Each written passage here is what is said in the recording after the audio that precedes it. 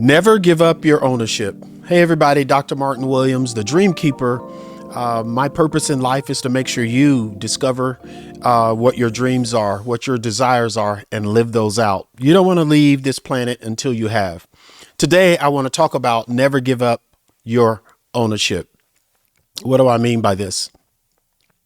So many of us are controlled by so many other people, so many other circumstances, so many other ideas, so many other concepts, precepts. We're controlled by them. So we simply just walk our way through this life under someone else's or something else's idea of controlling us. And my assertion to you, my point I want to make on this particular video and this podcast is you can't give up. You can no longer give up your control of yourself. Once you give up control of yourself, your being, your outcomes, your future, your vision, your health, your wealth, your relationships, your life, your expectancies, your desires. Once you give those up to someone else, now you have signed away your life. You've signed away everything. So you have to keep this responsibility. So overarching, I'm going to give you three things that you need to make sure you don't give away. But first, I want to talk a little bit about determination. I would really like for you to make this determination right now as we sit and have this conversation. Right now, no matter where you are, what you're doing, who you're with, that you stop in your tracks, sit down and make a determination. And that determination is this. What am I responsible for? What's the one thing in my life I'm responsible for and no one else is responsible for it? That's the only question that matters. Because if I can find out what I alone am responsible for, it changes my whole life and it gives my life purpose. It gives my life focus. It gives my life something to really work on because it's my responsibility. Responsibility, again, is called the ability to respond. What am I responsible for? Make that determination that that's your life.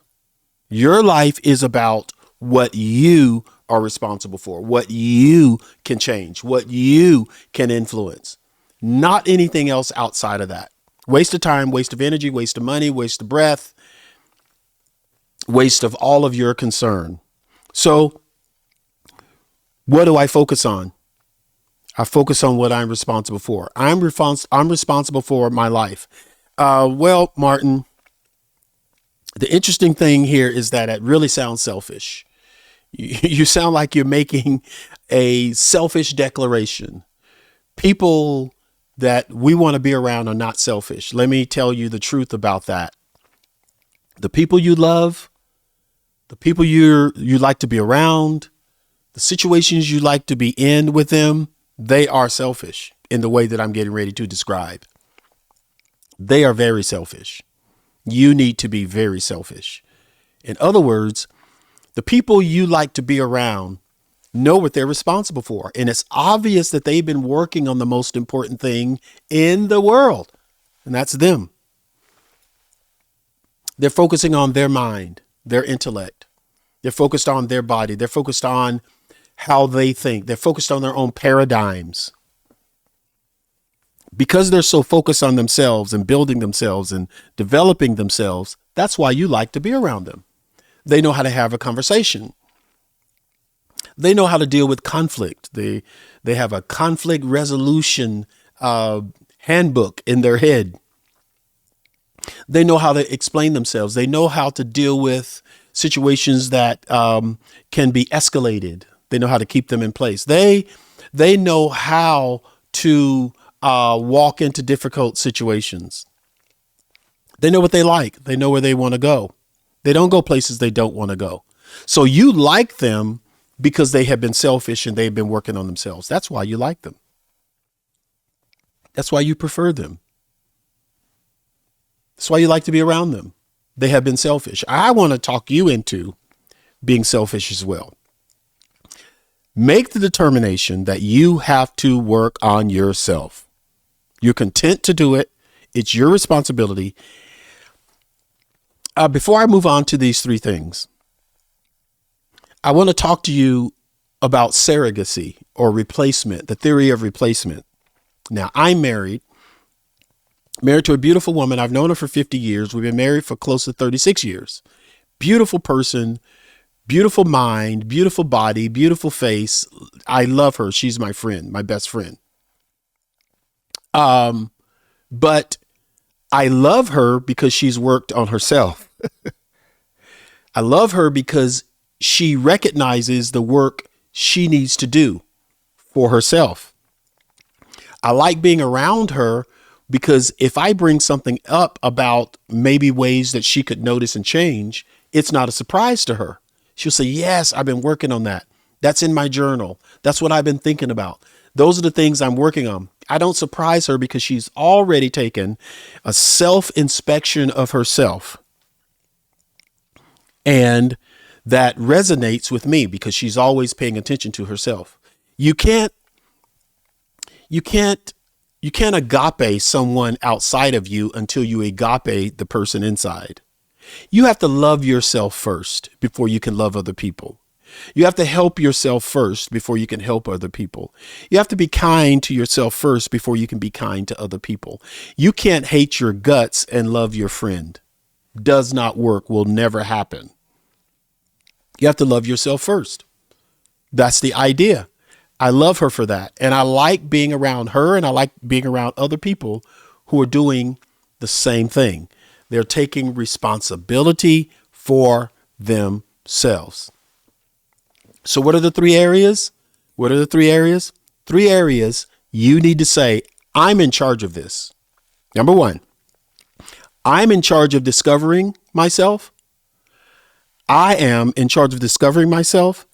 I'm in charge of developing myself, and I am responsible for deploying myself.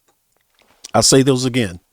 Here are the three things. Here are the three things you have to take power over and claim as your responsibility. No one else's responsibility over these three things. What are they? Number one, I'm responsible for discovering who I am. I'm responsible for developing that person. And I'm responsible for deploying that person in the spaces on the earth where I have the best fit and the best opportunities for accomplishment. I am. No one is responsible for discovering me. I can't put that on someone. Hey, help me figure out who I am. Tell me who I am. I can't give that responsibility to anyone else. I can't make anyone else responsible for developing who I am. That's my job. There are no surrogates. Okay. Let me go back to the story of my wife so I explain to you what I'm saying. I don't mind someone replacing me to drive my wife to the grocery store. I'm okay with someone driving her to the grocery store. I'm okay with the surrogate or replacement of someone to come and fix her kitchen sink. You get what I'm saying? I don't mind. That replacement theory works. But no one, I don't want a surrogate. I don't want to stand in. I don't want any of that for someone who's going to love her and take care of her. I don't want someone replacing me. I don't want to send in a substitute. Right? She wouldn't either. But I don't want that. I don't want someone in my children's life like a surrogate dad, my second dad. What? No, I'm all that. I'm your dad, your father. That's who I am. That's who I want to be. I will fight to stay in that place. Why? Because I'm responsible for that in those relationships. I don't want anybody stepping in for me when it comes to going out on a date with her. No way. You get what I'm saying? In the same way, I should have to know and defend not just my right, but my responsibility to discover who I am. That's my job. I can't have a surrogate. I can't have someone stand in for that. I can't have a person in my life and what they're going to do is tell me who I am. They're going to develop me into who I am, and they're going to deploy me or put me in the earth in a place where I can make a difference. No way. Not going to happen. No way. No way. So let's talk about me. Martin has to discover himself. I've got to discover who I am. Who are you? You got to discover that. What can you do? What's your potential? Why are you here? What's your purpose? I can't lay that on someone else. Okay, I know the world is trying to do that. Your job's trying to do that. Everywhere you go, they're trying to tell you who you are. No, they're trying to tell you who you are so that you can fit inside the world that they've built for you. They've built a world where they can use your energy and your power of discovery to do something great for them. So that's what the worksheet is for. That's what that's what the programs are in the schools and in the workplaces. This is how we operate. This is our manual. Our manual is this. Well, that manual is really helping you discover what you can do for us, developing you into a great employee or a great student. And now we can now deploy you into your life. We can tell you where your best fits are. Life never was designed for someone else to tell you. Life was never designed for someone else to tell you who you are and where you belong in this world. That, write it down, is an inside job. This is an inside job. This is not an outside job. This is not something that comes from the outside in. I must discover who I am, what I can do. I have to discover the things I'm called to. I must discover my passions. I must discover my reasons. I must discover my why. I have to discover or rediscover. Have you ever noticed children? I noticed mine, and I'm in the place now where I can even notice a young grandson. Do you know we have to talk them out of what they're discovering about themselves? We talk people out of, we talk children out of. You remember when you're children or when you were a child, how you used to dream, how you used to believe that if you tied a sheet to your neck and had it draped down your back, that if you jumped off the roof of the house, you could fly. Do you remember that? Do you remember playing with toys and you could stab somebody and they could play like they were dead and you would expect them to come back to life? Do you remember the dreams? Do you remember the things you just would imagine? My son told me one day after bursting a balloon, he brought it to me all burst in different pieces, brought it to me and said, "Dad, fix it." And then he ran on and play. He was living in a world that his dad could fix a balloon. That's the world he was living in at the time. What did I do? Yeah, I fixed the balloon by going to get another one. I was not ready for him to think I couldn't fix stuff. I wasn't ready for him to think I could not fix stuff. Does that make sense? So sort of in the same way, I must live in that dream world of discovery. I must go back in my life. I must go back to the place of believing. I have to go back. Okay. You all know that I read a lot of books, right? I listen to a lot of mentors. I have paid money and time and energy to be in the room with the right people. I still do because it changes my life. But at the end of the day, I believe that I have to rediscover myself. That's my job. I can't put that on someone else. I can't give that to someone else. I must depend on myself to discover. Self-discovery is the most powerful thing that can happen in your life. And now this is just coming up in my mind as I'm talking to you. I'll have to remember I've written 20 books and I'm trying to figure out which book this one is. I wrote a story. I wrote a story in one of my books and it went like this. There was a man who died and no one could see what was happening in the other world at his funeral. But at his funeral, there were other people there. Everybody came to see him at his funeral. He's all dressed up. Some people will say your casket beautiful. You're in this place. You're all dressed up. You're peaceful. Everybody's there. People are crying. They're going to miss you. But the loudest cries in the unseen world wasn't with the people in the room. In the unseen world, you know what was around his casket crying? The books he never wrote. The books he never wrote were crying around his life. The races he never ran and won. The businesses he never started. The relationships he did not cherish. The opportunities that he passed over. All these things that he did not discover and did not accomplish. Now all these things go to the grave with him. Yes. Everything he was supposed to get done on earth did not happen. Some of them did. Most of them did not. And now they're crying. They're mourning because their opportunity and possibility is over. Because there are things I'm put here to do. Because I was put here to be a certain person. There are things you were put on earth to do. Once you're gone, those things are gone too. There's no way you can write a book in real time after you're gone. There's no way you can have a marriage or a child after you're gone. There's no way to build a house after you're gone. There's no way to build $1 billion business after you're gone. Someone else can do it in your name. They can do it in your stead, but you can't do it because you are gone. You are illegal on earth now. Your spirit has no body anymore. You get what I'm saying? When you die, here's the question. What will mourn around you? What are those things? If you don't discover the things you're supposed to do, they'll never get done.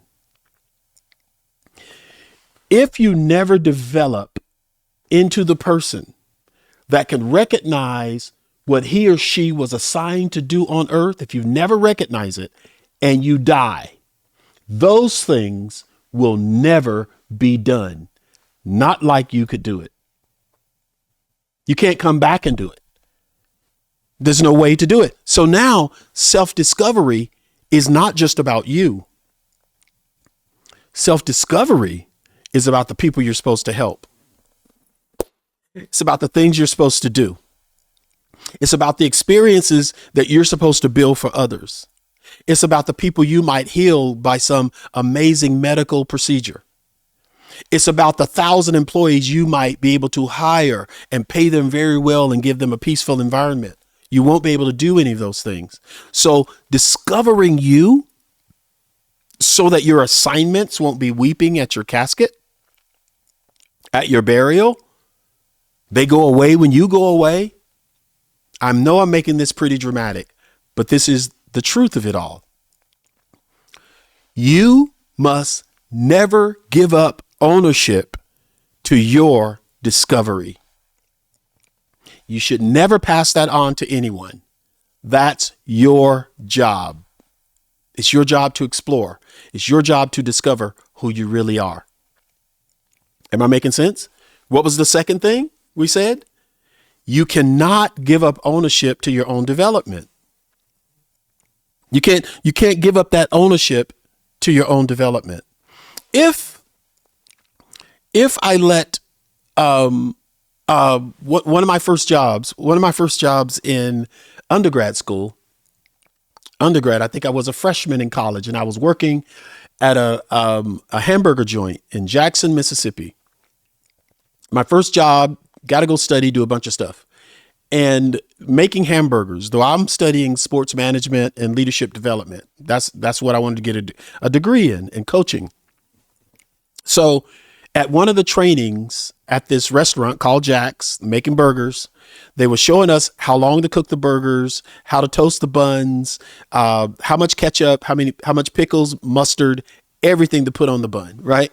So that everybody would walk out of here and have a great experience with the food, which I had no problem with. But in a training early one Saturday morning before we opened, our manager was saying words, and it really shook me. It made me think. You know, I'm 18, 19, and I'm just listening to him. And he says, my job, listen to what he says, My job is to turn you guys into the best hamburger makers that Jack's restaurant can have. I'm like, really? So over the next hour, what he was doing was developing me into the best hamburger prep guy that Jack's hamburgers would ever have. Never forget it.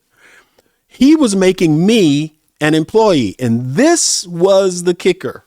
At the end of training that morning, he wanted to know if I wanted to be promoted. Listen to me. He built a 3-year track for me to be a manager in one of the Jack stores. Oh my God. Now listen to what I'm getting ready to say. I had to make a choice right then and there. Am I going to spend the next 3-4 years trying to be a manager of one of the Jack stores? Or am I going to focus on the next 3 to 4 years getting my degree in what I wanted to become? Let me say this to you again. Are you beginning to see what I'm saying? He's telling me my job as the manager is to turn you into the best hamburger prep. I forget the name of the job back then.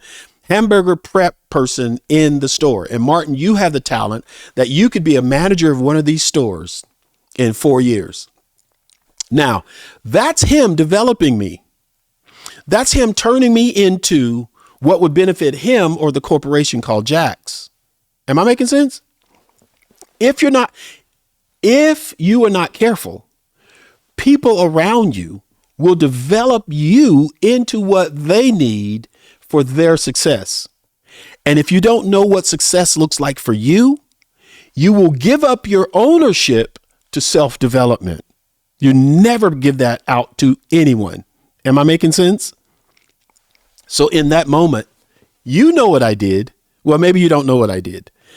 I left that store because I worked that Saturday morning. I did the breakfast and then I was done at like 2:00.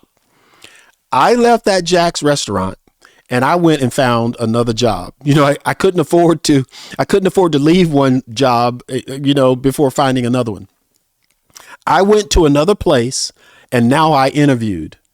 This was my interview with this next place. I went to a pharmacy that had a soda bar. It was a soda, and it had a soda bar. So the job description was a soda jerk. Okay, that's what they called them back in those days. So while people are getting their prescriptions, they come back to the soda bar. They can get a cream soda. I made everything. I made burgers, grilled cheese, phosphates, everything was back there. So when I interviewed with the two brothers who own the pharmacy, I said this to them. I said, I'm eventually going to get a degree in coaching. So I will be here at least for up to 2 years because I got to go to junior college first. Right. And I said, I'm going to be a coach. I'll be a great employee for you, but I'm just letting you know, train me to be a good soda jerk, but I'm in school. And they said, cool. We both have doctorate degrees in pharmacy. We're definitely fine with you being out at college, getting training, doing stuff with sports, doing stuff with leadership, as long as you're here to do the job we're hiring you for. I said, perfect.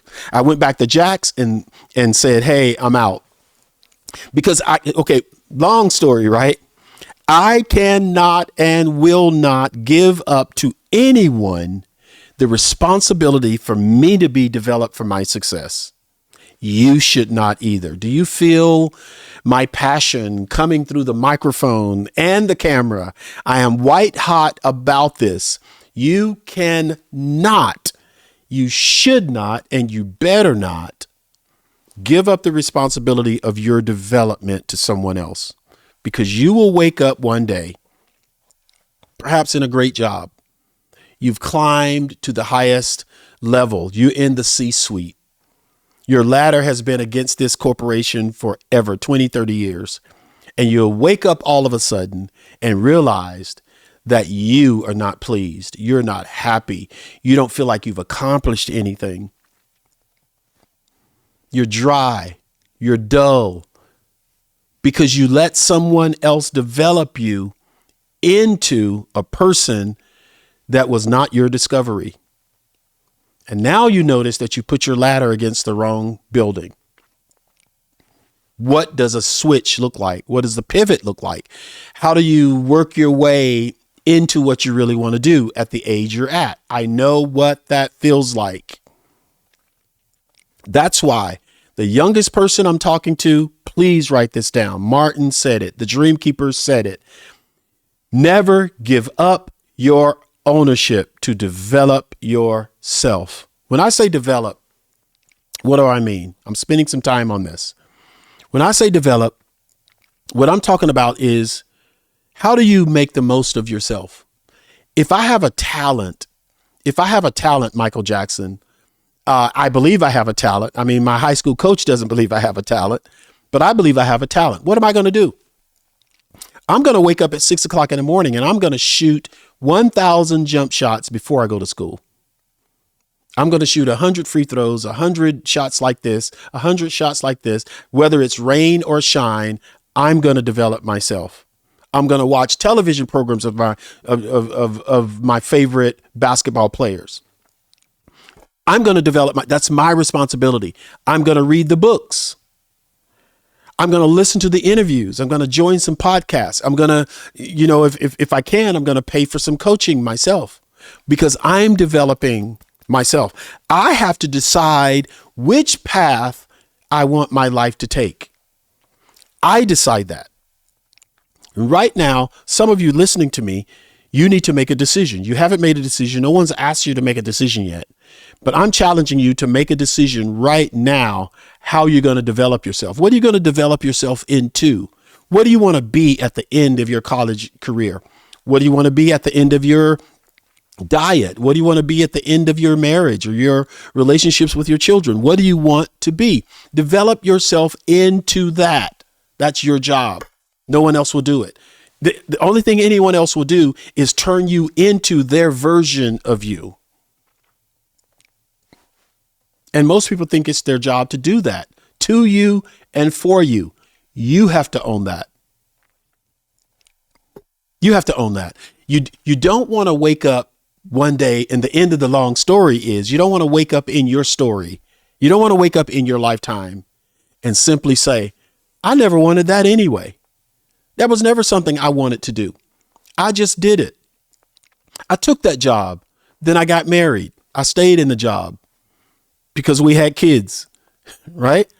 I'm here. I stayed in a job because I needed retirement. Well, now I have a retirement. That's great. But I've hated this job for 30 years. I just did it.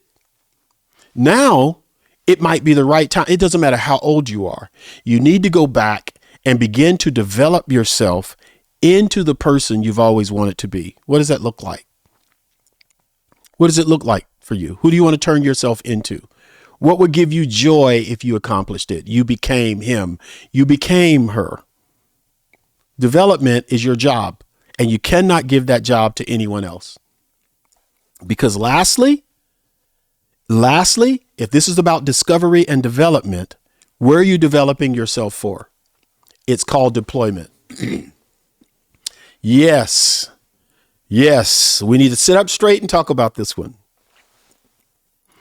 While you're developing yourself, or after you develop yourself, you are in charge of where you deploy yourself. Once you discover who you are, once you develop who you are, you now must be intentional about where you send yourself, where you are, your deployment. What role do you want to play in the world? What problems do you want to solve? What industry do you want to work in? Those are the questions you have to answer. But the bottom line is you never give up deployment to anyone else. That's your job. No one else has discovered you. No one else has been intentional in developing you. So no one else should decide where you're deployed. What does deployment mean? Own not just where you're doing it, own how you're doing it. Own what you're doing. If you're trained and you brought yourself up to this person, where do you want to use those gifts? Okay. I have a gift of communication. Where do I use it? I've studied communication. Where do I use it? I mean, I'm really gifted at it. I have trained it, and I'm also talented at it. What do I use communication? Well, you can use communication. No, I have to decide. Do I want to use communication in business? Do I want to use it in education? Do I want to use it in a medical sense? Do I want to use communication by writing books, by writing manuals? Do I want to use communication by being in law enforcement or the military? Do I use my communication gifts and skills? I have discovered myself. I have developed myself. Now I'm in charge of deploying myself. I must never give up ownership to where I'm using my gifts. I've discovered those gifts. I've developed those gifts, but I'm in charge of where I use them. That's a decision I should not leave to other people, because once you get stuck in that rigmarole, once you get stuck in that pattern, once you get stuck in that vortex, once you get stuck in that whirlwind, you will wake up one day and you're 70 and you'll be saying, this is not what I wanted.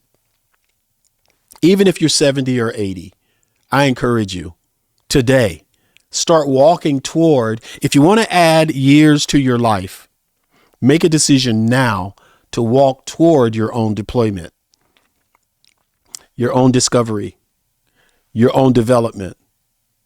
That's when things change. It's not just who you are, but where do you want to be? What do you want to be doing? Like the story I've always told, you can't get mad when you're making your own peanut butter sandwiches. You need to make a sandwich that you enjoy, that you like. Now, let me tell you why. A person that's discovered themselves and developed themselves, the science shows that they are happier when they're doing what they're designed to do, where they're designed to do it, with whom they're designed to do it with. They're happier. It can add 7 to 15 years to your life. Martin, are you telling me I'm deciding how long I'll live by this process? You absolutely are. I asked a surgeon that was going to do surgery on me. I said, I read this book and it said that surgeons would, if they had their druthers, if they could ask this question before doing surgery, one patient, how do you feel? You feel good about yourself and about your life? I feel horrible about my life. Ask another patient, do you feel good about your life and where you are? I love where I'm at. Which one would you prefer doing surgery on? My surgeon said, the people that are happy. Let me tell you what he was saying. A person that's happy, a person that has a good outlook at life, a person that likes what they're doing, likes the relationships they're in, a person that has been deployed and they're having a great life, they come through surgery better. They have lower blood pressure, less sugar diabetes, less sicknesses and illnesses, less mental and emotional issues. People who are doing what they're supposed to be doing live longer. They live happier. They make more money. They have more peace, more enjoyment for their life. That's what happens when you own your own discovery, development, and deployment. That's what happens in your life. Can I get you to make a promise about this? That you will never give up your ownership. You will never give up your determination, that you'll focus on yourself. And that when you're done on this earth, that you'll have stuff applauding around you. Your books, your discoveries, your relationships, all the ideas you had in your head, all the reasons you were here on earth, you at least took a swing at them. You may have struck out, but you took a swing at some things. You took a swing at some things, and all those things are happy because you tried, you engaged, you discovered, you did your best, and you deployed yourself in these areas. That's when life changes, right? Martin Williams here, Dr. Dreamkeeper. My job is to make sure you figure out what that dream is, turn it into a desire, and make a decision. I'll see you next time.